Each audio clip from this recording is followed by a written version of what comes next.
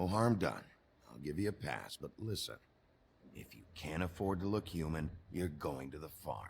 It's as simple as that. Go and fuck yourself. Go and fucking crawl in a dirty, dank little hole where you fucking come from. Released throughout 2013 and 2014 by Telltale Games, The Wolf Among Us serves as a prequel to Bill Willingham's comic book series Fables, taking place in the gritty 1986 New York City enclave known as Fabletown, where characters from classic folklore, fables, and stories have relocated from their tyranny-stricken home of the Homelands in order to start a new life with a blank slate. You play as Bigby Wolf, the Big Bad Wolf, and Sheriff of Fabletown, who is tasked with finding out who is committing the brutal murders of Fable prostitutes.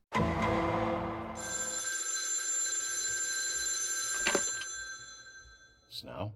I'm over here stroking my dick. I got lotion on my dick right now. Given that this is one of Telltale's classic story games, you can expect the same amount of QuickTime events, choppiness, and deceptively aggressive dialogue options that their other titles have, The Walking Dead and Tales from the Borderlands being two prime examples. The choices you make directly shape the outcome of the story. Depending on how you play, you can either stick to operating lawfully, respectfully, and by the book, or you can break the rules, opting to get your way with violence instead. Your impatience is callow. You're needlessly cruel, but have some respect for our history and rules.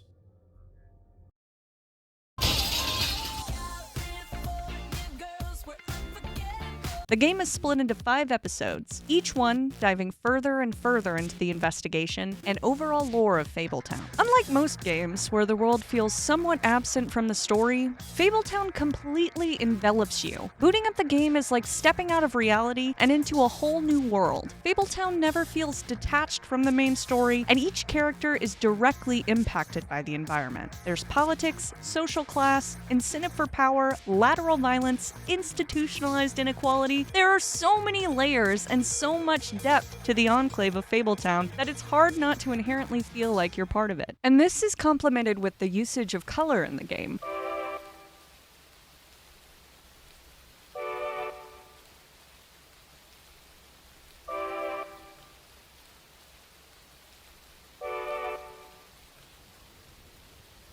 Harsh pinks, yellows, and blues illuminate Fabletown throughout the night, accentuating that mysterious neo-noir aesthetic that's so pleasing on the eyes. Color inside and outside of Fabletown bleeds onto each character's face, further enhancing the contextual feel of each scene.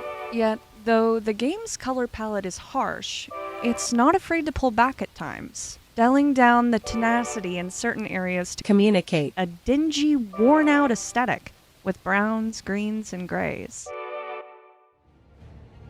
Each character you see is crafted to look like they've fallen victim to the seediness of Fabletown. Their entire history, spanning back from their life in the Homelands to 1986, is written right there on their face. Worry, anger, and secrecy is ever present throughout every character, with the game very rarely allowing a Fable the privilege to smile. Each Fable perfectly slots into the city, never feeling out of place. Characters like Snow White, Toad, Colin, and the Tweedle Boys all play their part in bringing the world of Fabletown to life. The way that Telltale contributed to the original comic book series' world building, narrative, and canon was nothing short of phenomenal. Bigby Wolf, being the Big Bad Wolf, has a terrible reputation for being violent and dangerous due to his previous transgressions in the Homelands. And while he's done his best to turn over a new leaf and demonstrate to the community that he wants to help them, the Fables still hold him in contempt for who he once was. When they interact, they're cold towards him and aren't willing to cooperate without being coaxed. Though Bigby is often scorned, the population of Fabletown is also quick to disregard authoritative figures in general, with Snow White and Ichabod Crane, who Bigby is closely affiliated with, often receiving the ire of the Fables. There is a clear wedge throughout the community of Fables, separating the bureaucratic government from the criminal underbelly. Innocent Fables are often interwoven and scattered between the two worlds, holding disdain for both sides while still needing to interact with both to survive. You can't help but marvel watching this dichotomy unfold.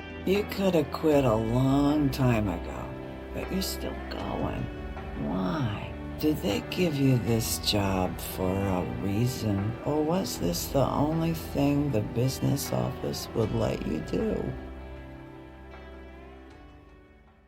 However, Despite the game rightfully receiving a few accolades and nominations for its pristine level of storytelling and performance, with each episode masterfully unraveling layer after layer of the sick and twisted underbelly of Fabletown, admittedly, the payoff is rather weak. There's no real sense of catharsis towards the end. Plot points that the game spends a lot of time building up end up feeling deflated. At the end of episode 1, you're reeled in, perched on the edge of your seat and eager to see where the story will take you, but by the end of episode 5, you can't help but think, damn, that was anticlimactic. That's who the fuck I am, you stupid bitch!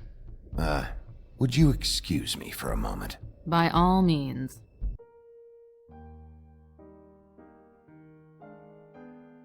The Wolf Among Us is really good at leaving you wanting more, with episode 5 ending with such an abrupt yet perceptive twist that shatters your entire perception of why Big B even took up the case in the first place. You can't help but play through the story twice to pick up on all the subtleties. With a long-awaited sequel well on the way, one can only imagine how Telltale Games and Ad Hoc Studio will top this.